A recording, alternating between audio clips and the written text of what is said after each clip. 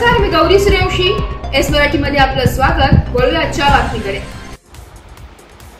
दिंडोरी तालुक्यातील वणी खुर्द येथे अवैध दारू विक्रीचे पोल उठले असून गावात 9 ठिकाणी अवैध दारू विक्री सुरू आहे. येथील महिलांनी थेट राज्य उत्पादन शुल्क विभागाच्या नाशिक कार्यालयात जाऊन दारूबंदीची मागणी केली आहे. तसेच दिंडोरी पोलीस ठाणे गाठत पोलीस निरीक्षक रघुनाथ शेगर यांना निवेदन देत दारूबंदी करण्याची मागणी केली आहे.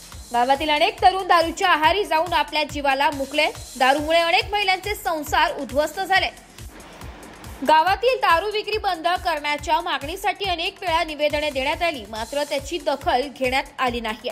त्यामुळे आक्रमक झालेल्या महिलांनी नाशिक येथील राज्य उत्पादन शुल्क विभागात जाऊन कैफियत मांडत रोष व्यक्त केलाय व दिंडोरी येथे पोलीस ठाणे गाठत दारूबंदीची मागणी केली आहे. यावेळी सरपंच आशा रेहरे, सोनाली धुळे, वंदना पोरसे, लक्ष्मी शेवरे, भारती चव्हाण, शकुंतला शेवरे, सीमा भोसले आदी महिला उपस्थित होत्या.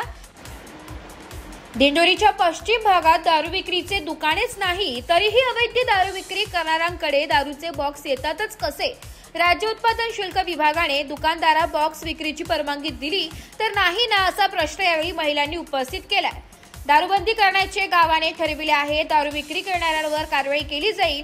यापुढे गाव परिसरात दारू विक्री होणार नाही याची दक्षता घेतली जाईल, असे आश्वासन पोलीस निरीक्षक रघुनाथ शेगर यांनी दिले. आज दिलेल्या निवेदनावर कारवाई झाली नाही तर सर्व नागरिक उपोषणाला बसण्याचा इशारा देखील दिलाय.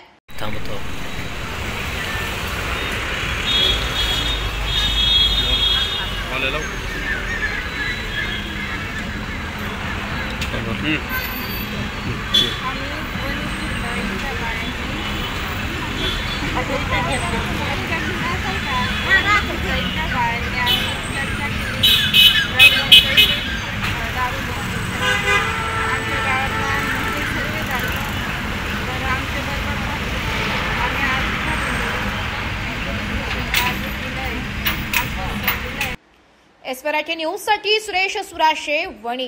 अशाच नवीन ताज्या घडामोडी जाणून घेण्यासाठी आमच्या एस मराठी न्यूज चॅनलला लाईक करा, शेअर करा, सबस्क्राईब करा आणि बेल आयकॉनला क्लिक करायला विसरू नका.